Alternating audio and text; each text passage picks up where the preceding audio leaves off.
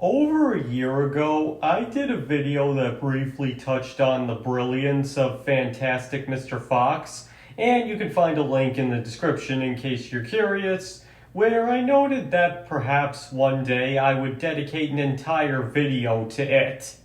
And today, I'd like to do just that, and specifically go over everything this movie gets absolutely 100% right. As a stop motion movie, as a kid-friendly movie, as a movie about existentialism, as an adaptation, everything. And needless to say, there will be spoilers for this movie ahead, so in case you haven't seen it yet and you don't want anything ruined, I would highly suggest that you click off this video and come back to it another day. This will be your one and only warning. Okay, so to start off simply, if you're a frequent watcher of my channel, you'll know that I believe most animated movies marketed to kids these days are too mature for them. And many have argued that while Fantastic Mr. Fox is by all accounts a very PG movie, it has a more adult story and style of storytelling. And while I do agree with that, this is certainly a movie that might get adults thinking. The thing is that it handles that balance between being a movie for grown-ups and kids better than most Pixar movies. Because while Pixar focuses on very mature themes and does the bare minimum to keep children involved, this movie seems to be much more aware of the fact that children are going to be watching it, and Wes Anderson adjusts himself accordingly. And just for one example of that, let's take Mr. Fox's existentialism. He's going through a midlife crisis because he misses stealing birds for a living and feels inadequate as a newspaper columnist, even stating on multiple occasions that he doubts anybody reads it, and so falls off the wagon, in his own words, and decides to relive the glory days one last time by screwing over 3 of the most infamous farmers in the land, only for the whole thing to blow up in his face. So he finally chooses to own up to his responsibilities and set things as right as they can possibly be, accepting his job as a columnist while also getting a bit of the admiration from everybody that he admits he so craves. And now you might be thinking, but wait a minute, in your previous video you said that this was a better kids movie take on a father going through a midlife crisis than The Incredibles, which I most certainly did, and I still stand by that claim. Because, as I explained in that video, The Incredibles is a very personal film to fathers specifically. They are the ones most likely to fully get the movie.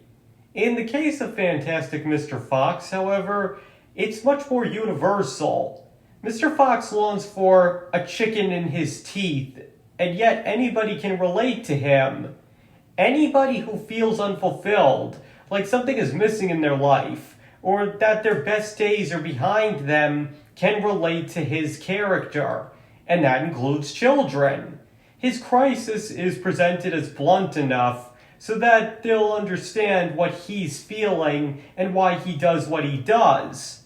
They can understand that the temptation to live his thieving days that he clearly loved so much, especially to mess with infamous farmers, is too much for him to handle, as well as the fact that his ego also plays a role in it.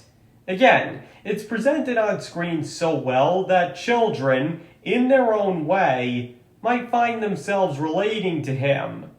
No child is ever going to see themselves in Bob Parr. But even aside from the movie's more complex aspects, there's still plenty for the children here. Wes Anderson's signature humor is on full display, the animation is frankly gorgeous, and finally, there's the whole subplot regarding Ash and Christopherson. Again, Any child can relate to the whole dynamic between the two of them, while at the same time handling it in a way that keeps the adults just as invested rather than becoming bored with it. To put it simply, while the movie isn't exactly made for kids, it does consider them. But speaking of the stop motion animation, little flicks in the fur aside, it honestly never ceases to amaze me how fluid the animators managed to make these movies look. And this is a prime example of that, as with the sole exception of the apple cider flooding the Flint mine, there isn't a single use of CGI in the movie, and everything is entirely stop motion. Whether they're using cotton for smoke and plastic for bubbles in the chemistry scene, saran wrap to simulate a constant waterfall for 3 to 4 minutes straight simply for a background effect, or seamlessly switching between different models to give the illusion of perspective, these people pull it off amazingly. Seriously, knowing the time and effort that goes into making these movies look as realistic as they do, the final product is nothing short of a masterpiece. Even the characters, while not exactly the most visually appealing ever, nonetheless feel like living, breathing characters for the entire runtime, and never once do they betray the fact that they're just models slowly being manipulated to give the illusion of movement. To put it simply, the animation in this movie is simply flawless, and the animators deserve a lot of credit and recognition for it. But where this movie could have easily fallen off the rails was in how it actually adapted the story. Because Roald Dahl's book is actually a pretty short and basic story, where Mr. Fox steals from the farmers out of survival, the farmers retaliate, and the animals retreat underground and steal all of their food in order to survive. It is still a good story, just not very long or difficult.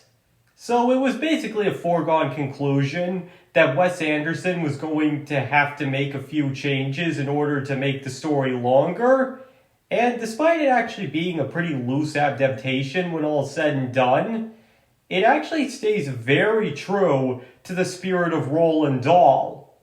And really, just by watching the movie, would you have any idea that the last third of the movie, where Bean flushes them out, they get trapped in the sewers and have to fight the farmers to save Christopherson, was entirely Wes Anderson's idea and that none of it comes from the book? Really? Anderson and Dahl's ideas blend so perfectly together in this movie that it may just be one of the best loose adaptations of a book ever made. Unless you've read the original story, you'd never know what came from Dahl and what came from Anderson in the spirit of Dahl. And honestly, that might just be what makes the movie so great. Anderson never claims the story as his own, but instead simply adds on to Dahl's vision in ways that work within the confines of that vision. And the result was a movie that managed to heavily impress not only his fan base, but even Dahl's own widow. And the characters also managed to help a lot in this regard as well. Sure, Mr. Fox is more of a troublemaker, but George Clooney, who was perfectly cast in the lead role, effortlessly makes him endearing and a man you want to see become the hero he wishes he could be. And Meryl Streep also perfectly sells Mrs. Fox as a woman fed up with her husband's behavior, while at the same time still caring very deeply for him, with that very behavior even possibly being a reason why she fell in love with him in the first place.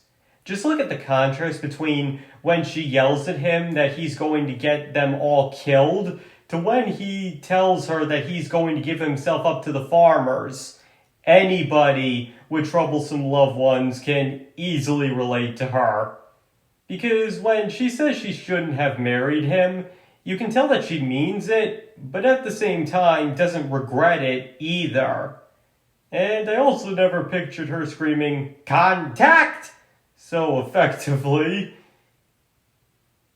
And there's also Ash, who's the perfect embodiment of every insecure kid that feels they have impossible expectations to live up to. But what makes him work is that he never takes his unpleasant behavior too far and thoroughly learns his lesson by the end of the movie, as well as finally getting to prove his worth both as an athlete and that it's okay for him to be different. And Christopherson works just as well in this regard, being everything Ash wants to be, but is also a very nice guy who not only never antagonizes or flaunts his talents to Ash, but even uses them to defend him even after he'd been a jerk to him. In other words, Christopherson might have easily come across as simply a guy that's good at everything, but his very kind nature, as well as his refusal to act superior or like a show-off, makes him endearing. And there's also the fact that, even if he doesn't talk about it, you can tell his father's illness does weigh heavily on his mind. But in keeping with what I was saying about considering kids before, at least the ending makes mention of the fact that he'll make a full recovery, and that they might even move into the sewers as well. And pretty much all the other characters work for their roles as well. Bean makes for a very effective villain, and his rampage after finding out they stole everything is nothing short of legendary. And Kylie, for mostly just being an innocent bystander, was a perfect addition to the story. He's just, in Mr. Fox's words, an unbelievably nice guy who's a little odd but just wants friends, and quickly latches on to Foxy because he was nice to him and willingly goes along with everything he does because of that. He's the type of friend most people wish for, honestly. And just look at the scene where Mr. Fox moves in. It's a little hard to notice, but when Kylie says hi to him through the window, you can see him holding a whole bucket of minnows, which ties back to the earlier scene where Mr. Fox made a big deal out of the minnow Kylie had given him. Tell me that doesn't say everything you need to know about how lonely and desperate for a friend this guy is in a nutshell. And once again, all the other characters work very well too, from the irritable Badger, mostly thanks to Bill Murray, to Petey, who only gets one line but a rather catchy song, as well as an unwarranted insult by Bean, to the menacing Rat, who actually manages to make you feel sorry for him in his final moments, when you realize that he basically went crazy with addiction over Bean's alcoholic cider. So, to put it all simply, Fantastic Mr. Fox may not have gotten much attention or recognition from audiences, but if it had, it most definitely would have deserved it. It's clear that Wes Anderson knew exactly what he was doing when he decided to adapt the book. And even though the story ends up more his than anybody else's, he always stays true to the spirit of Roald Dahl, making an adaptation that both honors the book while also having plenty to offer on its own. And that's what I believe is the key to why it works. The fact that Anderson wasn't afraid to deviate from the source material, but at the same time made sure to honor the author's work and made sure his ideas worked with the story he had already told. To put it simply, whether it's faithful or loose, one of the most important elements to making an adaptation that some seem to forget is that respect for the author and their vision should come first and foremost. And it's extremely evident that Wes Anderson understood that when writing this movie.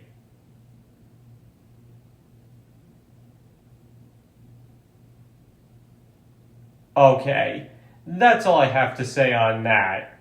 So now I'd like to hear your opinions. Do you believe Fantastic Mr. Fox is, well, fantastic in almost every way? Or do you believe I'm giving it too much credit? Please let me know what you think in the comments below. And like always, you don't have to agree with me on this video if you don't want to. If you believe I'm wrong about everything I just said, I have no problem with that. And thank you all for watching. I really appreciate it. And I hope to see you all next time.